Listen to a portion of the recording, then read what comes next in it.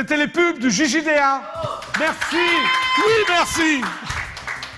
Eh bien, fidèles téléspectateurs, chose promise, chose due, je vous demande d'applaudir et d'acclamer à tout rompre Anne Martinetti. On l'applaudit. Bonjour Anne. Bonjour. Est-ce que vous allez bien, Anne? Très bien. Ravi de vous recevoir au Je JJDA. vois la vie en rose. À vous aussi? Voilà. Ah bah c'est bien alors. Il vaut mieux quand on vient au JJDA. Tout à fait. C'est ce que je vois. Alors vous avez vous avez publié un livre que j'aime beaucoup. Merci. Donc comme j'aime beaucoup, il est remarquable, comme tout ce que j'aime, Très bien. qui s'appelle Paris dans votre assiette, recette capitale. Jeu de mots. Oui. Hein? Comme tous mes livres. Ah oui? Donc en fait, Oui. j'ai publié les recettes d'Agatha Christie. J'ai appelé Crème et Châtiment. Crème et châtiment, oui. Voilà. Alors, il y avait aussi alimentaire. Mon cher Watson. Mon cher Watson. Les recettes de Sherlock Holmes. D'accord. Alors au départ, vous êtes auteur quand même de livres policiers. Oui. On va Alors appeler je ça comme viens ça. de la littérature policière. Je suis éditeur même de romans policiers. Voilà, alors comment Dans on ma passe, oui, alors dans votre vraie vie, Oui. alors comment on passe du roman policier à la gourmandise, si je puis me permettre, ou aux Alors, recettes en réalité, j'ai gourmandes. toujours allié les deux. Ah d'accord, Voilà. c'est-à-dire Donc gourmandise et Dites-moi roman plus. policier. Dites-moi plus, Anne. Donc j'ai toujours Oui. mangé de bonnes choses en lisant des romans policiers et lu des romans policiers en Ah oui. mangeant des bonnes choses. Donc vous êtes très gourmande, Voilà, exactement. de la vie même. Absolument. D'accord, ok. Et vous avez même des prix littéraires, culinaires, non? Oui, j'ai eu. Je suis très contente de dire Oui. que j'ai eu un prix international qui s'appelle le World Cookbook Award. Oui. Que j'ai eu le prix Antonin Carême. Enfin, je devrais dire nous d'ailleurs, avec mon photographe Philippe Asset. Oui, qui a participé d'ailleurs à Tout à cet fait, ouvrage. qui a participé Oui. à Agatha Christie, Oui. à Sherlock Holmes, à Hitchcock, donc tous les livres que j'ai fait auparavant. Ce sont vos euh, idoles, ça j'ai l'impression, non? Voilà, des, Hitchcock, tout à tout ça, fait. oui, oui, des oui. artistes qui savent nous raconter des histoires et, Voilà. et nous entraîner sur des chemins parfois Est-ce qu'ils effrayants. étaient gourmands eux-mêmes? Oui, Vous êtes très. renseignés? Oui, bah justement, c'est pour ça en fait que les livres se sont imposés, c'est que Oui. ce sont des auteurs ou des artistes qui Oui. sont même très gourmands. Moi, Hitchcock, on se souvient de sa silhouette. Oui, il est assez, on va dire... Rond. oui, Voilà. hein, on va dire rond. Hein.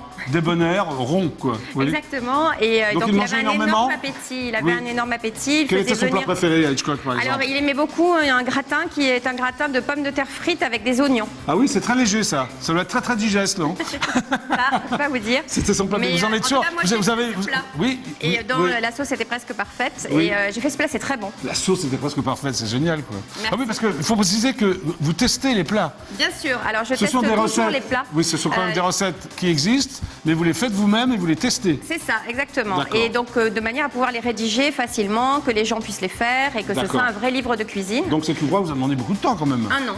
Un an. Un an. Chaque livre me Donc, demande il y a un combien an. de recettes, à peu près? Oh, plus de 80. Plus de 80. Oui, hein. plus de Donc, 90. là, c'est un ouvrage qui est consacré à Paris. Tout à fait. Pourquoi?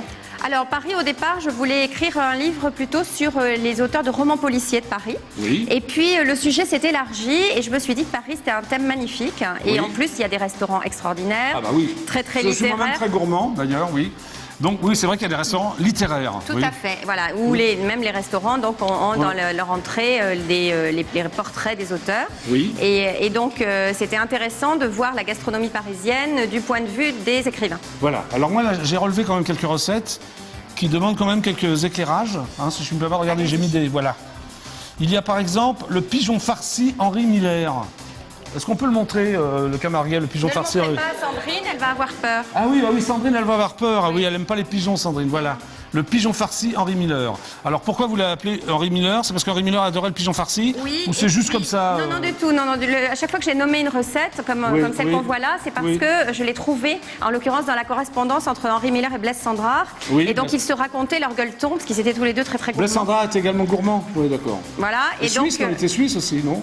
Un peu. non. Non. Et Il était quoi? Pourquoi? Il était français? Il était français. D'accord. Et donc, il a même il s'est même battu pendant la guerre de 14. Ah, c'est vrai, c'est vrai. Oui, Voilà, c'est vrai, c'est il a vrai. été ancien combattant, etc. Et Donc il était gourmand, donc il était s'échangeait gourmand. quoi, leurs Il recettes? s'échangeait, non pas des recettes, mais des noms de plats. Des Et c'est noms de plats. là-dedans que j'ai trouvé un pâté également, Blaise Cendrars, que j'ai baptisé pâté à la bassine, Blaise Voilà. Cendrars. Alors, j'ai là, ça m'a bien fait rire, le velouté Arsène Lupin. Alors je vais montrer le velouté Arsène Lupin quand même. Voilà. C'est bon là, voilà, le velouté Arsène Lupin. Bon, en plus, c'est très appétissant. C'est gentil. Alors ça, c'est Alors, une recette c'est- que j'ai créée. Ah, c'est une création. Oui, tout Donc à ce n'est fait. pas du tout Arsène Lupin qui l'a créé. Si, vous Arsène êtes- Lupin la mange dans le livre de Maurice Leblanc. de Maurice Leblanc, mais oui. on ne dit pas de quoi est composé ce velouté. Alors votre velouté, vous, est composé de quoi? Alors, mon velouté à moi est composé de haricots rouges, de Oui. carottes, très assaisonnées. Enfin, D'accord. ce sont des soupes dans l'idée de ce qu'on mangeait à la belle époque. D'accord. Voilà, parce que je me documente énormément et donc j'ai toujours, je sors pas les recettes de nulle part, mais je regarde ce qui était très apprécié à l'époque où le livre a été écrit, Oui. et ensuite j'imagine à partir de ça. D'accord. Donc on va passer à une autre recette, c'est la salade Hemingway. Ah, elle plaît beaucoup la salade Hemingway. Ah ouais. C'est la vraie salade de chez Lippe. Ah oui, en fait c'est la salade de Oui, chez Lippe. oui. Et La d'ailleurs, brasserie elle qui se s'appelle- trouve au boulevard Saint-Germain à Paris, Tout à c'est fait. ça? Et donc Oui. Hemingway, lorsqu'il touchait de l'argent Oui. pour ses écrits, il allait manger chez Lippe.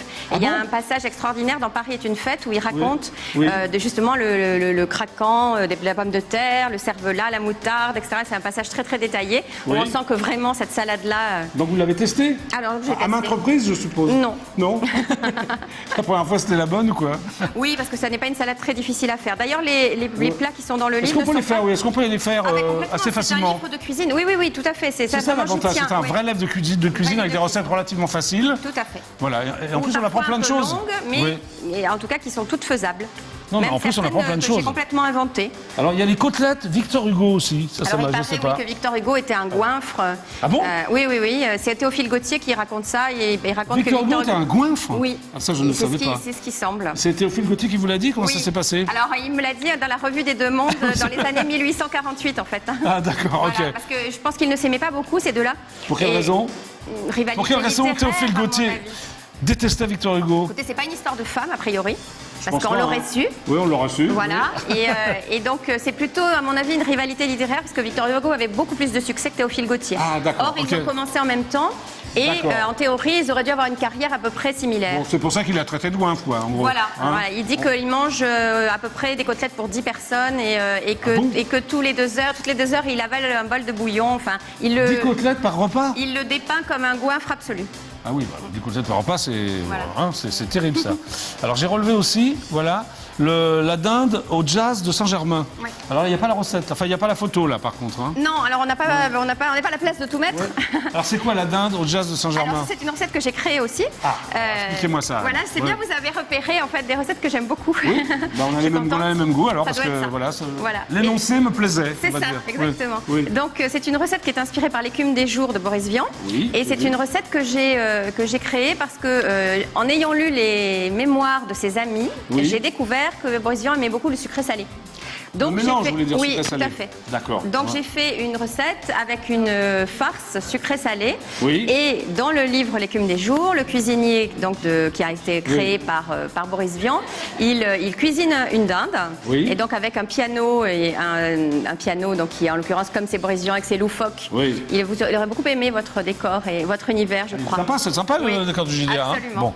Et donc, comme Boris Vian était Oui. loufoque, Oui. eh bien, la dinde, elle est cuite avec un piano, D'accord. mais un vrai piano. Ah oui, un piano. Pas, parce que vous savez, Pas on un appelle piano le de cuisine, fourneau oui, je le sais. piano, voilà, Oui, le bon. fourneau, c'est le piano. Mais là, c'est un vrai Et piano. là, c'est un vrai piano, donc on tapote, Mais là, on quand on pianote, tapote, et la tout dinde, ça. elle cuit. Ah ouais. Voilà, et donc moi j'ai créé une vraie recette avec cette farce sucré-salé qui, j'espère, aurait plu à Boris Vian, Oui. et avec une dinde qu'on cuit au four parce qu'on manque de poésie de nos jours. C'est vrai. Là, il y a des gaufres aussi qui m'ont l'air Ça, c'est les appétissantes. gaufres de Mallarmé. Voilà. Alors pourquoi les gaufres de Mallarmé? Mallarmé met les gaufres? Mallarmé mais les gaufres et Mallarmé, on le croit souvent un poète Oui. très hermétique et très ennuyeux. Pas du tout. Pas du tout. En fait, il a été chroniqueur de mode.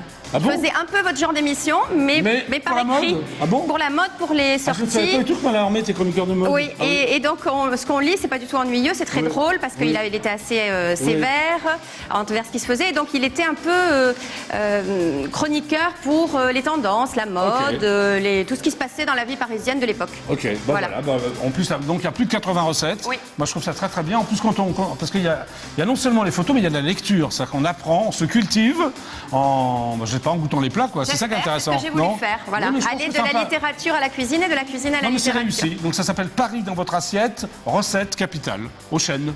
Aux chaînes. Voilà. Anne, vous venez avec moi? Je viens avec vous. Hein? De toute façon, vous êtes obligés. Hein. D'accord, je n'allais pas dire non en même temps. hein.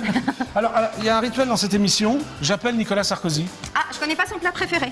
On va peut-être lui demander, non? Si vous voulez. En même temps, ça fait Peut-être un 460... plat italien. Oui, peut-être. Ça fait... Vous dites ça pour Calabroni, Pas c'est du ça? tout. Pas peut-être un plat italien. Mais ça fait 467 fois que je l'appelle et ça fait 467 fois que j'arrive pas à l'avoir. Ah. Je sais que c'est un fan Il du est très JGDA. occupé. Hein, pardon? Il est très occupé. Vous le connaissez? Non, mais j'imagine qu'il est très occupé. Je suis pas sûr qu'il soit très gourmand. Ah, Hein? je sais pas trop. Déjà, il boit de l'eau. Je connais le plat préféré de Jacques Chirac. Oui, c'est la tête de veau. Voilà. Sauce ravigote ou... Absolument. Non, peut-être pas sauce ravigote. Si, je crois que si. Hein, c'est la tête Si, de je veau crois sauce qu'il l'a ravigote. déjà dit plusieurs fois. D'accord, voilà. Et je crois que François Mitterrand avait un faible pour un petit restaurant qui se trouvait dans le 5e Oui, qui s'appelait? et qui s'appelait, le nom m'échappe là tout de suite. Ah, d'accord. Mais je crois que lui aussi, il aimait beaucoup tout ce qui était à base de pommes de terre. Bon, Enfin, il y a des présidents dont des on plats connaît les extrêmement goûts. légers, quoi. Voilà, exactement. Mais il n'était pas mince non plus. Hein. Je Non, suis c'est en train vrai. de me casser la figure. Voilà. Non, non, attends, attendez. Le sol est en pente ici. Ah, l'Élysée est occupée. On va vous pas l'avais rester... dit. Hein vous l'avais dit. L'Élysée est occupée. Je vais refaire le numéro. Bon, grand dada, l'Élysée est occupée. Alors, on y va. Je rappelle donc Nicolas Sarkozy. Allez-y. Oui, je me demande quel est son plat préféré. Il paraît que c'est les chocolats. C'est vrai? Ouais. On va voir. On va lui demander. Ça sonne. Anne. Ah. Allô? Bon, je Non. pense que je vais arrêter d'appeler Nicolas Sarkozy aujourd'hui. Mais ne vous inquiétez pas, fidèles téléspectateurs du JGDA, demain, je le rappellerai. Donc c'est la fin de l'émission, Anne. Bon, eh bien, je suis ravie d'être venue. Eh bien, je suis ravi de vous avoir invité, Je Anne. suis ravie que Sandrine n'ait pas eu peur parce qu'il y a une recette de poule au pot dans mon livre. Ah, pour le pot, c'est Henri IV, non, Pas si je lui ne dire, m'abuse. absolument. Voilà. Absolument. Ah, vous n'allez pas me prendre Sandrine à la Non, fin de alors, l'émission, je hein. crains qu'elle ne soit pas assez dodue Pour vous voulez dire? pour faire la poule au pot. Oui. Vous la trouvez un peu svelte? Je la trouve un peu svelte. Ouf. Elle doit faire son régime de printemps, là. Oui, oui, bah, Sandrine est en plein régime de printemps, d'ailleurs, Voilà. absolument, absolument. Donc, votre ouvrage s'appelle Paris dans votre assiette, Capitale. recette capitale aux éditions Duchesne. Allez-y, c'est sympa, les recettes sont très très agréables, c'est bon. Je vais les goûter d'ailleurs, je vais les tester, je vais les Très bien, faire. vous me direz, Et en plus, hein. vous allez vous cultiver ce qui est sympa en même temps. Merci Anne d'être venue au Merci JGDA. beaucoup. On se fait la bise? Eh bien, bien sûr. Hein, on se fait un petit bisou. Merci beaucoup. À bientôt. Vous reviendrez Merci. pour un Absolument, nouvel ouvrage. pour le prochain. Vous pouvez dire au revoir aux nombreux téléspectateurs du Je dis au JGDA. revoir aux nombreux téléspectateurs du JGDA. Allez, super ciao, à demain 17h15 pour un nouveau JJDA. Au revoir.